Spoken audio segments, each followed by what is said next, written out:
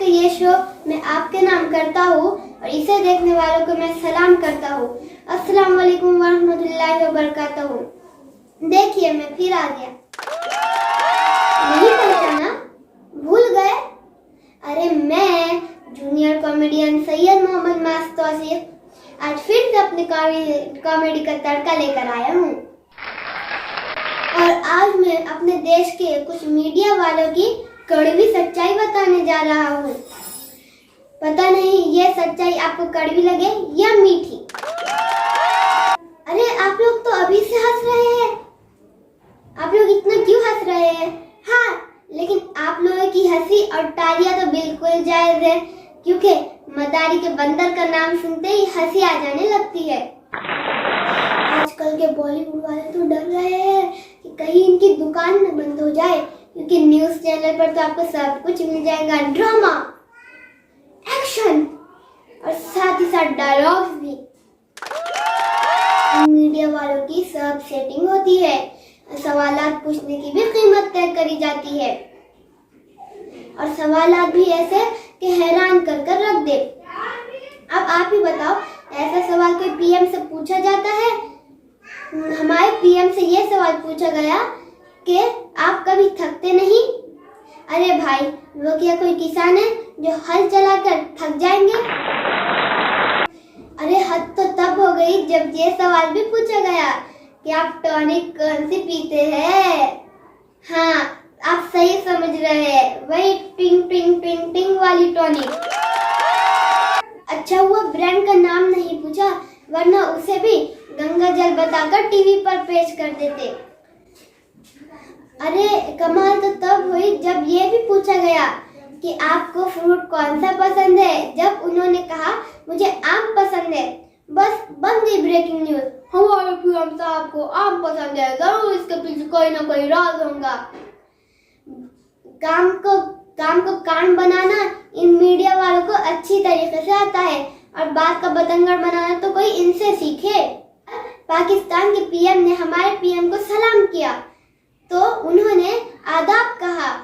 अब देर ही क्या थी, बन गई न्यूज। हमारे पीएम ने पाकिस्तान के पीएम को उन्हीं के अल्फाज में जवाब दिया। अरे भाई, मुझे सलाम ही तो कर रहे थे, थोड़ी ना कोई बम फेंक दिया हो। और कुछ रिपोर्टर्स तो फेंकने में इतने माहिर होते हैं कि उन्हें खुद ही को नहीं पता चलता कि कितना फेंकना है।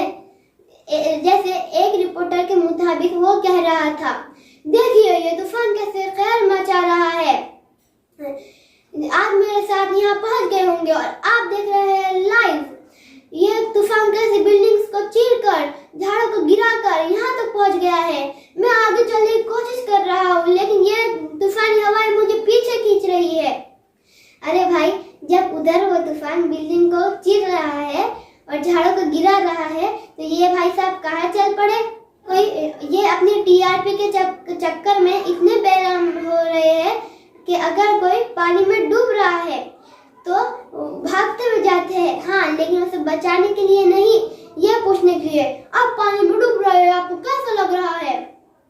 अब वो बेचारा अपनी जान बचाएगा या इनके सवालात का जवाब देगा?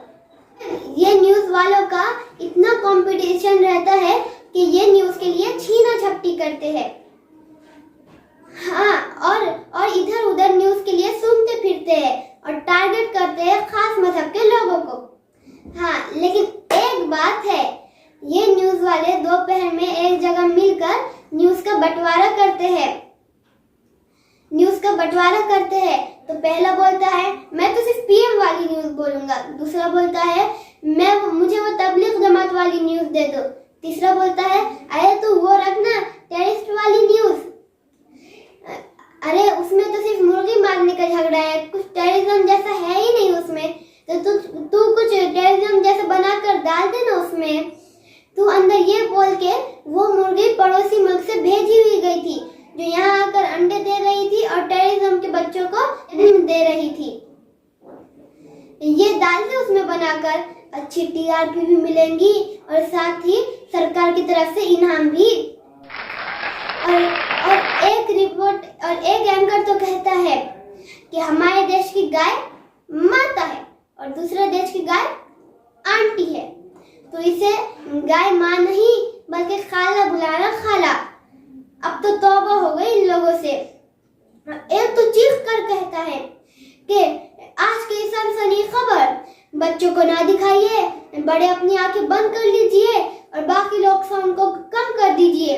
हाँ जी, मैं बात कर रहा हूँ एक गधे की, और ये ऐसा वैसा गधा नहीं है, ये करिश्माई गधा है जो जूनियर टैलेंट हंट में जाकर कॉमेडी करता है और लोगों को हंसाता है। तो सावधान हो जाइए। अब मैं चलता हूँ। खुदा हाफिज।